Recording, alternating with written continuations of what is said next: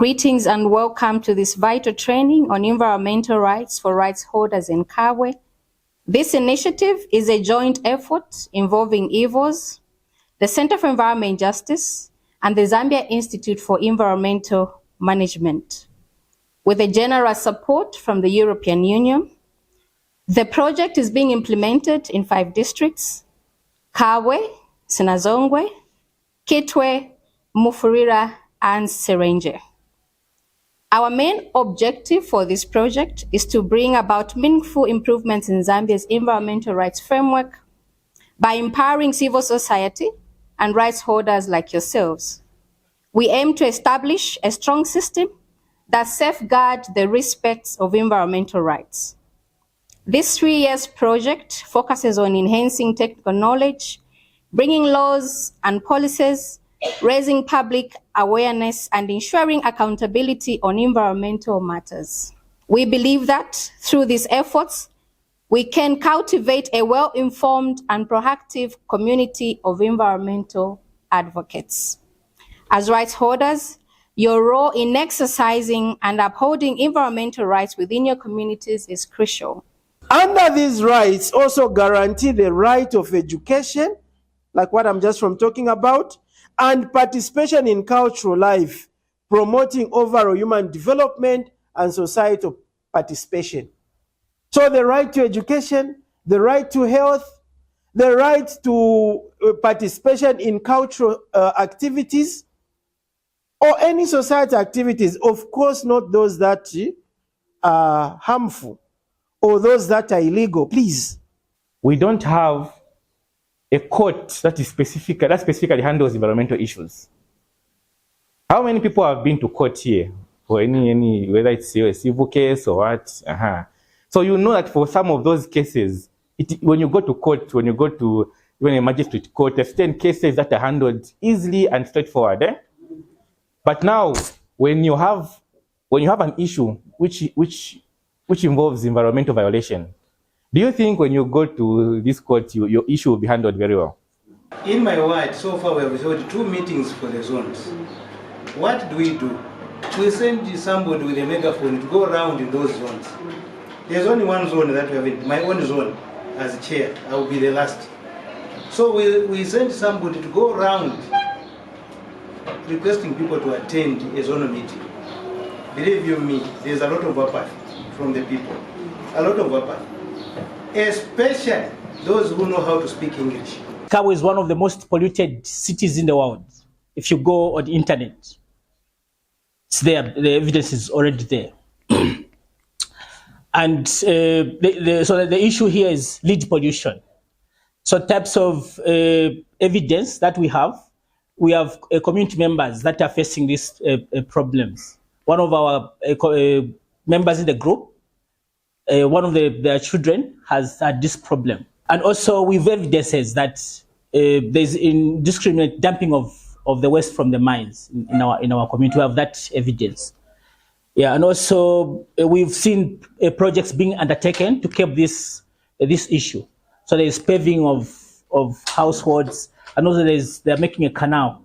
That is evidence enough to see that there's that problem, and people are working towards elimination of that. And also poor vegetation.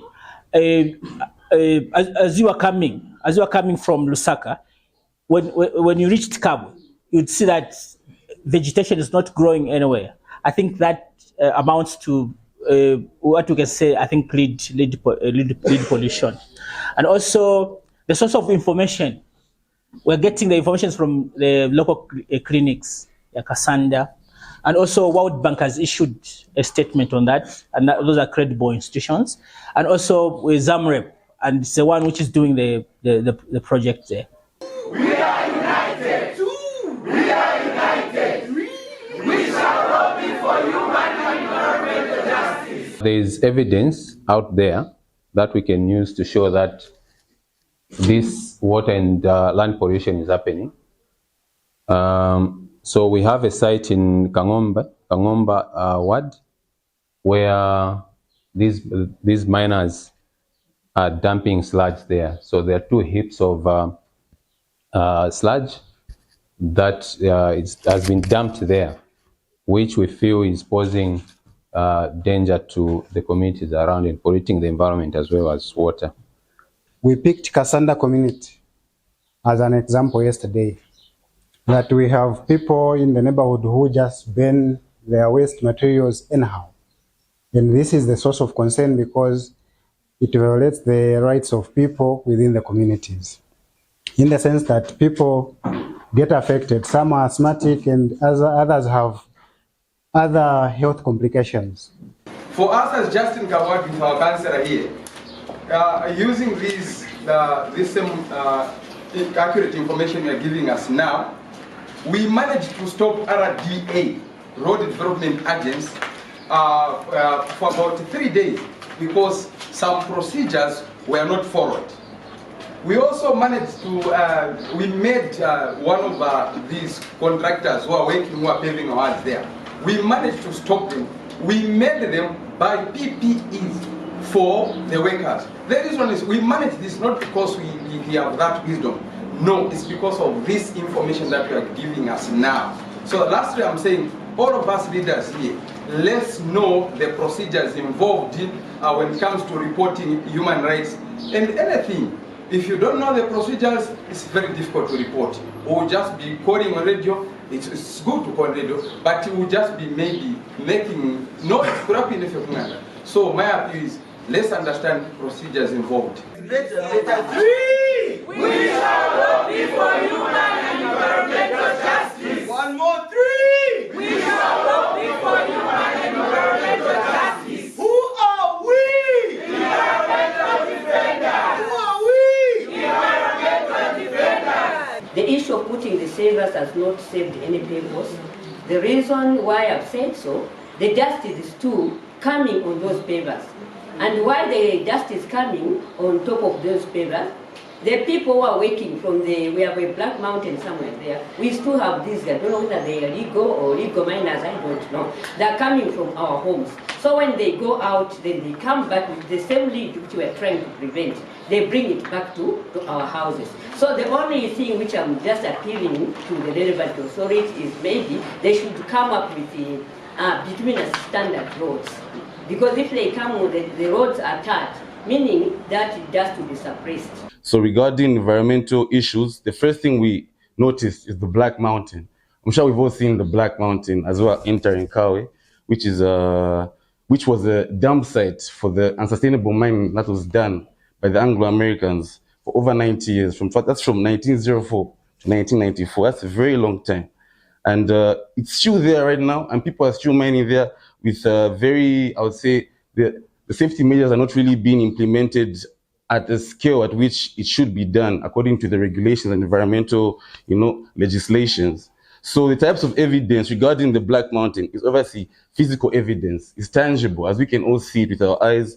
We can all go there. And obviously, in due time, as we make more case studies as well in the project, we'll collect photos and generate more evidence regarding documentation of the Black Mountain. But physical evidence is definitely what we've appropriated.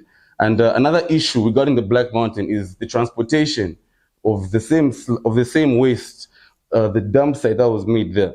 People are still mining for the lead that's still in there, as well as the other minerals. And as they are transporting the deposits that are being left in the roads, in these new areas. So even places like Makululu, other places like Luangwa, even places like where we are, being here, that's in Kaputula Ward, because so many places where this material is being transported to, and it's being left up, it's being dropped along the soil. So this has been tested and had soil analysis by so many organizations, but one we can obviously mention is ZIEM, and I'll get to that as we get to the sources of this information. So regarding the physical evidence, the laboratory tests have shown that there's high levels of lead contamination in this same waste that's being taken from the Black Mountain. On behalf of the training participants and myself, I express my heartfelt gratitude to the Center for Environmental Justice in Zambia, Zambia Institute of Management, Hivos People Unlimited, and European Union for this comprehensive training on strengthening environmental rights. Over the 3 days we gathered, we have gained valuable knowledge, skills. We are able to identify, assess, and address human rights violations. We are able to develop human rights due diligence plans and tackle environmental related issues. This training has empowered us to become champions of environmental justice in our communities. It has really been impactful, and whatever we've learned as Kabwe people, we shall put it into practice.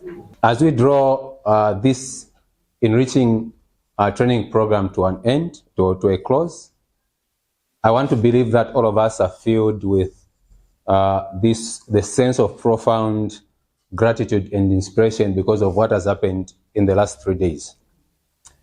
Over the last 3 days, we have delved deeply into the crucial topics that directly impact on our lives and our environment. The knowledge and skills we have acquired here are not just tools for individual empowerment, but are like seed for collective and active actions towards justice and sustainability.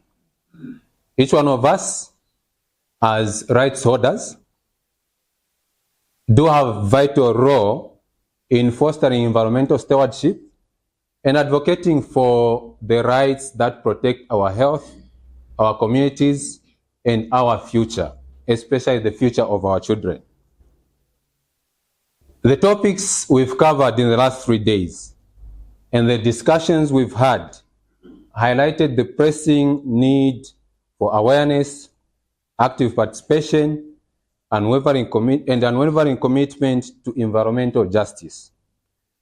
We have learned how the intricate connection between environmental health or rights and human rights, the importance of holding duty bearers accountable, and the power of community-led initiatives.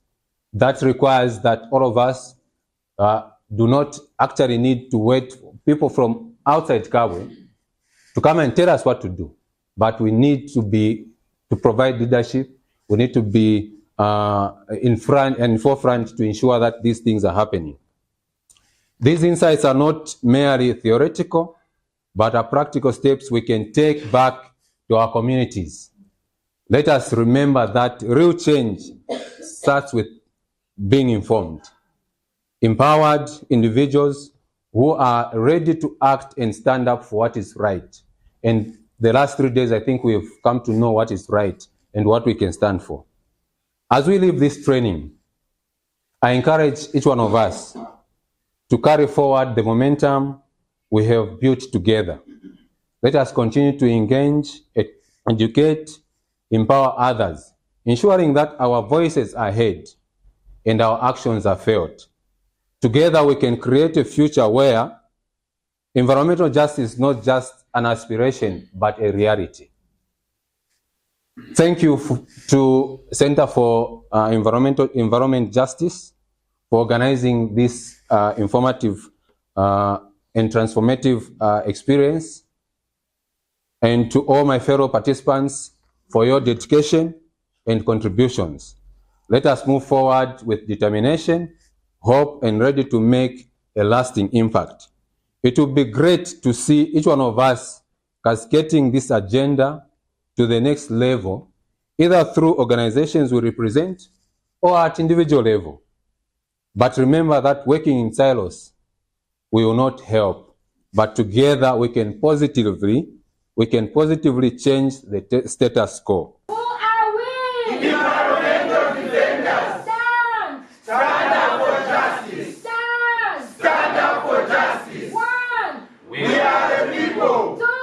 2. We are united. 3. We shall lobby for human and environmental justice. I don't want to mention the project, but we will launch it very soon, and it is going to run for 9 years.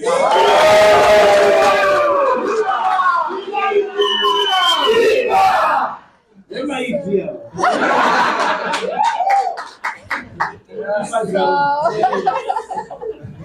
Thank you so much for all of you for coming, and we appreciate all your insights. Yeah.